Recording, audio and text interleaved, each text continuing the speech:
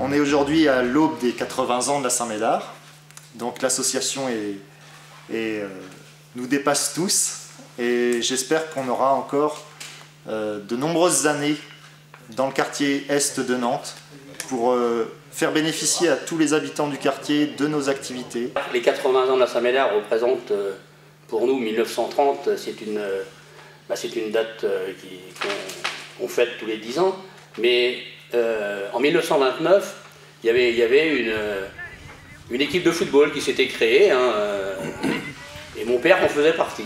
Ce que j'étais à 18 ans, ce que je suis maintenant, je pense que je le dois aussi beaucoup à la Saint-Médard. Je veux dire, il y a beaucoup de choses que je maîtrise certainement mieux maintenant que je ne maîtrisais à cette époque-là grâce à la Saint-Médard. Ne serait-ce que avoir une réunion, mener une réunion, parler en public, ou des choses comme ça.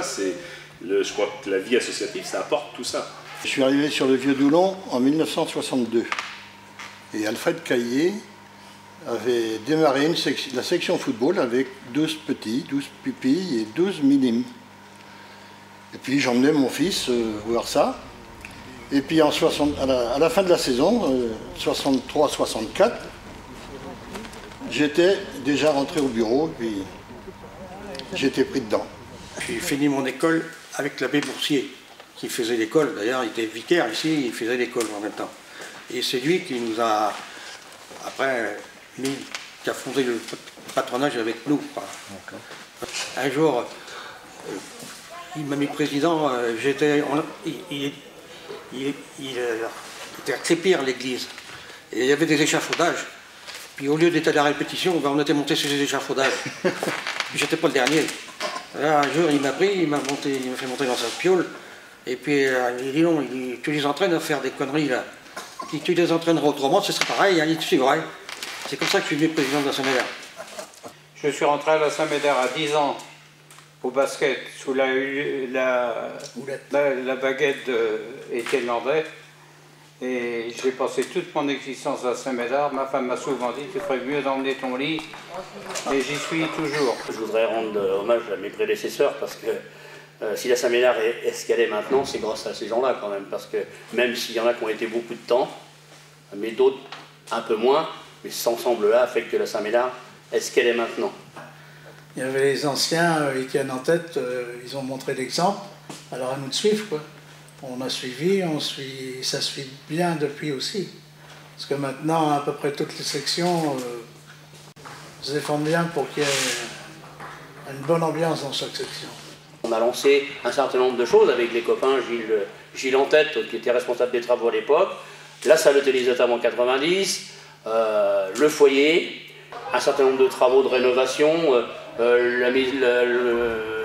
l'herbe sur le terrain de la Saint-Médard, le terrain synthétique, enfin tout un tas de choses, et puis surtout l'entretien de notre patrimoine. La popularité dans un club omnisport, elle est toujours différente d'un sport à un autre. Et c'est là où il faut faire attention pour ne pas léser les sections qui ont plus de difficultés parce que c'est moins spectaculaire, c'est moins connu, c'est aussi moins fréquenté. J'ai le souvenir moi, de l'époque de René Chevalier où les discussions, j'étais tout jeune dans le bureau, mais les discussions lorsqu'il s'agissait de sortir un billet de 100 francs pour indemniser quelqu'un ou autre, c'était quelque chose, quoi. Je veux dire, ça prenait des heures, quoi.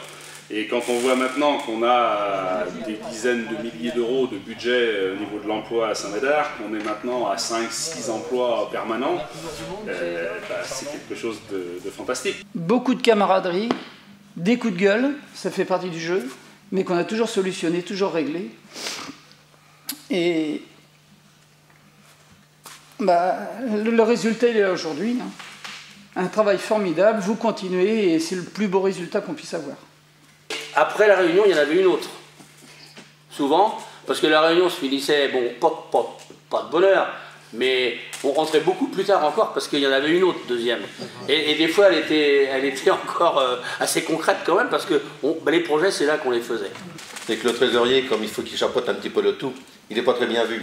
Parce qu'on a l'impression que, enfin, les gens ont l'impression qu'on est là pour les contrôler, pour les surveiller, alors que c'est pas ça du tout. Hein. Chaque discipline a ses particularités, mais le point commun des sections sportives de la Saint-Médard, c'est bien de s'occuper prioritairement des jeunes. Je veux dire, pour finir, que je suis très heureux de voir la Saint-Médard en l'état actuel, et avec toutes les sections qu'il y a et qui sont bien dirigées, et toutes les bonnes volontés, parce qu'il y en a des bonnes volontés. Quand on inaugure une salle, les gens ils sont disparus depuis de nombreuses années. Eh bien, on a une salle Étienne Landais il est encore là. On a une salle Roger Corbard, il est encore là. Ils en profitent. Ils sont un peu chez eux, hein, parce que c'est des gens qui ont bâti la Saint-Médard à leur manière, et donc ils sont chez eux, et c'est bien d'avoir fait ces trucs-là, et moi je suis très fier de ça. Ceux qui donnent des subventions, ils peuvent nous donner de bon cœur, parce que s'il fallait qu'ils payent tout ça, il en aurait pour un tas de sous. Parce qu'il ne faut pas bâtir pour le plaisir de bâtir, il faut que ça soit une demande à la limite de dirigeants, mais pourquoi pas? On peut peut-être monter en hauteur, je ne sais pas si on a le droit, je ne sais pas, peut-être descendre en profondeur. Je pense qu'au nom des 1400 adhérents, je peux vous remercier. Parce que je sens en tant que président de Nisport finalement que je porte un peu cette histoire-là. Et je pense que des projets, il faut toujours en avoir. Parce que c'est important, il faut que, si la Saint-Médard veut continuer encore des années, il faut avoir beaucoup de projets. Le rôle d'un président de Nisport, c'est d'emmener la Saint-Médard maintenant vers l'avenir. C'est ce que vous avez toujours fait.